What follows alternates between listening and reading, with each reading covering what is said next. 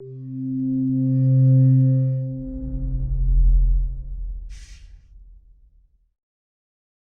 take a look at a few more useful tools in the DataFrame API that are going to come in handy when we're executing SQL queries against Spark. Some of these we've touched on before, some of them we haven't. Let's just walk through and see what kind of things we can learn. On the Cassandra SQL context object, if you don't want to keep specifying the key space, you can set that explicitly. You can call set key space and kind of pin that to a particular key space for all subsequent operations on that object. Of course, there's the SQL method that we've been looking at. It has an alias Cassandra SQL. Those are equivalent. You pass either one of those, a Spark SQL query that's going to run against Cassandra tables or potentially other data frames that you've created.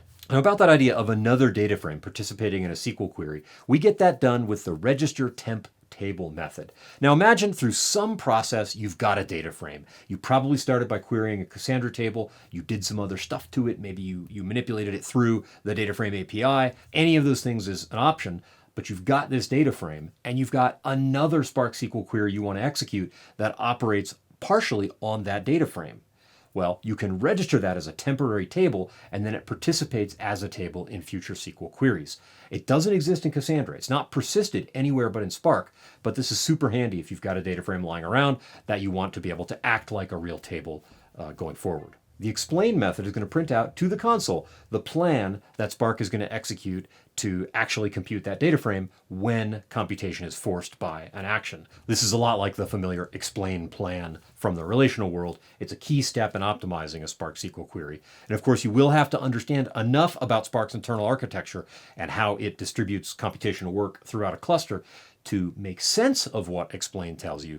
But of course, we cover that in other sections, and you should be pretty well equipped if you've gone over that stuff to understand the output of explain. Here's set key space in action. You can see it's pretty simple. We call it on the Cassandra SQL context object, and then in the subsequent SQL query, we don't need to indicate the key space. We can just kind of go on our way with that key space having been set.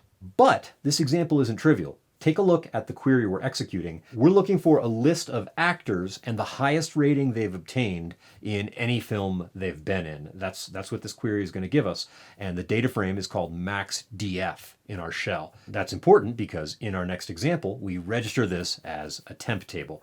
We call it max rating. And in the query that we go on to execute, that's a slightly complex query, but let's see, we're selecting actor, title, release year, rating from max rating, inner joined to movies by actor. See, the join takes place there, and we rename the tables in the join, and we join on the common actor. What we want here is all of the films in the movies table that have a rating within 1.0 of the max rating that that actor has obtained.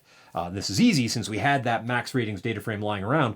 We get to treat it like a table. It's a normal SQL join, and as joins go, it's really not all that complex.